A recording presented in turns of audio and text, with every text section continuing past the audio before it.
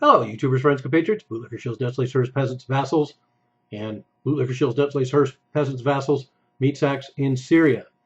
I'm a useful idiot. Welcome, and let's go to Syria. And one of the reasons people discuss the idea that perhaps the United States helped create and has a different agenda with ISIS is because if we look at both Iraq and Syria, there seems to be a lot of difference between the Russian approach to attacking ISIS and the United States approach to attacking ISIS. This has become apparent ever since Russia first started doing airstrikes.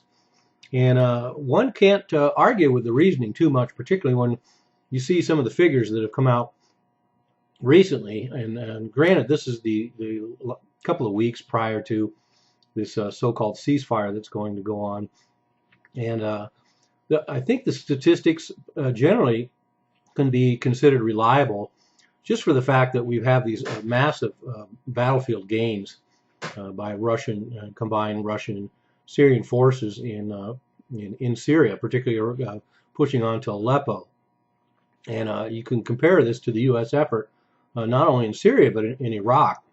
You know, as the United States efforts against ISIS in Iraq, even compared to what Russia is accomplishing in Syria. But of course, the Syrian army is much more formidable in the field and can have these kind of victories than certainly the Iraqi forces. But look at these numbers. Russia hit 1,888 targets in Syria in the last week compared to a U.S. 16. And the U.S. at the same time in Iraq only hit 91 targets. So even compared to U.S. efforts in Iraq, it's pretty startling. 100 times as many, basically. And the week prior, Russia hit 1,354 targets. So in a matter of 2 weeks, they hit well over 3,000, almost 3,500 targets, which is pretty remarkable. And it's also remarkable when one considers that not only do we have the United States coalition making strikes in Syria, but we also have Australia, Bahrain, Canada, France, Jordan, Saudi Arabia, Turkey, United Arab Emirates, and UK, and even those combined efforts, they can't compare to Russians' concentrated efforts, supposedly against ISIS, but against terrorists in Syria. But that is, and also the fact that we have Russia and Syria pushing on towards Aleppo and not necessarily Raqqa, where ISIS is. So this does reveal one thing, which is that Russia's main goal in Syria to begin with is to not only support the Assad regime, but to go after Western puppets, Al-Qaeda and the so-called Free Syrian Army, particularly because we see them concentrated around the area of Aleppo, which is where Russia and Syria are almost upon a victory. And so anyway, that does bespeak of what Russia's strategy is there.